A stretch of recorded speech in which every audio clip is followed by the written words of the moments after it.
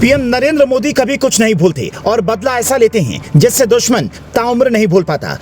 कूटनीति में मोदी चाणक्य को आदर्श मानते हैं। आज का भारत न कभी कुछ भूलता है न कभी माफ करता है। भारत उठाने जा रहा वो कदम जिसकी चीख पाकिस्तान से लेकर तुर्की तक सुनाई देगी। अर्दोगन के होश फाख्ता होना तय। बात चाहे देश की राजनीति की हो या अंतर्राष्ट्रीय कूटनीति की, नरेंद्र मोदी अकड़ तोड़ने में एक्सपर्ट हैं। वो आदमी को उसकी असल हैसियत दिखाने में माहिर हैं। अच्छे मोदी के नेतृत्व वाले भारत के मिजाज से खौफ खाते हैं। मोदी के नेतृत्व में भारत की विदेश नीति बिल्कुल स्पष्ट है। जो देश भारत के प्रति जैसा भाव रखेगा उसे भी भारत से वैसे ही जवाब मिलेगा। मतलब बात बड़ी साफ है, आप भारत की इज्जत कीजिए तो भारत भी आपको पलकों पर बिठाएगा, लेकिन आप अगर भारत से ज्यादा नेतागिरी बताइएगा तो भारत आपके चीथड़े उड़ा देगा। आप कहीं के नहीं बचेंगे। पीएम मोदी इसी महीने के अंत में ग्रीस जा रहे हैं। 1983 में इंदिरा गांधी अंतिम पीएम थी जो ग्रीस के दौरे पर गई थी। हम आपको इस दौरे का कूटनीतिक महत्व बताएंगे, लेकिन उससे पहले यह जान लीजिए कि मोदी के इस प्रस्तावित दौरे से पाकिस्तान और तुर्की बहुत तनाव में है। तुर्की तनाव में इसलिए क्योंकि तुर्की ग्रीस को अपना दुश्मन मुल्क मानता है। अब चूंकि तुर्की परेशान है, इसलिए पाकिस्तान भी अपना सर फोड़ रहा है। तुर्की को भारत ने हर फोरम पर, हर चैनल के माध्यम से समझाने की बहुत कोशिश की, लेकिन तुर्की को शराफत की भाषा समझ नहीं आ रही थी।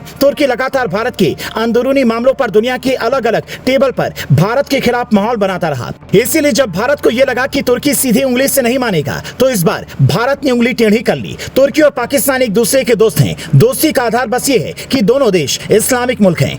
कश्मीर पर जब पूरी दुनिया चुप थी तो चीन और तुर्की ये दो देश थे जो पाकिस्तान की भाषा बोल रहे थे। कश्मीर भारत का अभिन्न अंग है और कश्मीर का मसला भारत का आंतरिक मसला है। भारत ने ये बात तुर्की को कई बार कायदे से समझाई। तुर्की में इसी साल आए भयंकर भूकंप में भारत ही दुनिया का पहला देश था जिसने तुर्की को मदद भेजी थी। भारत ने ऑपरेशन फ्रेंड चलाया, तुर्की को सैन्य राहत सहित खाना दवाइयां मुहैया कराई। भारत ने अपनी कई मेडिकल टीम तुर्की भेजी। भारत ने तो दोस्ती का हाथ बढ़ाया, लेकिन तुर्की को यह दोस्ती वाली भाषा समझ नहीं आई और उसने भारत को लेकर अपना रुख बदला।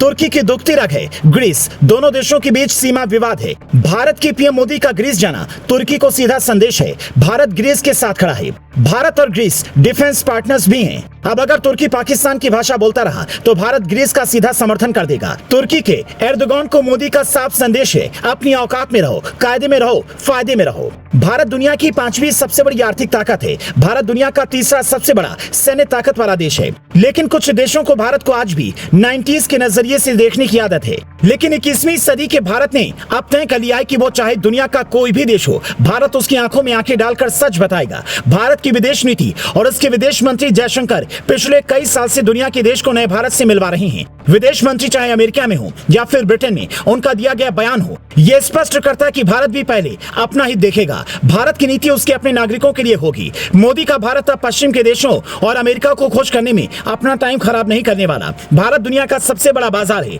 मोदी ये जानते हैं। मोदी ये भी जानते हैं कि दुनिया में कोई किसी की मदद ऐसे नहीं करता, इसलिए एक हाथ दीजिए और दूसरे हाथ लीजिए। इस बीच तुर्की जैसे भी कुछ देश हैं जिनको खलीफा बनना है। लेकिन मोदी के ग्रीस दौरे के ऐलान से एर्दोगन तो समझ गए होंगे कि वर्ल्ड डिप्लोमेसी में अभी असल खलीफा मोदी ही हैं।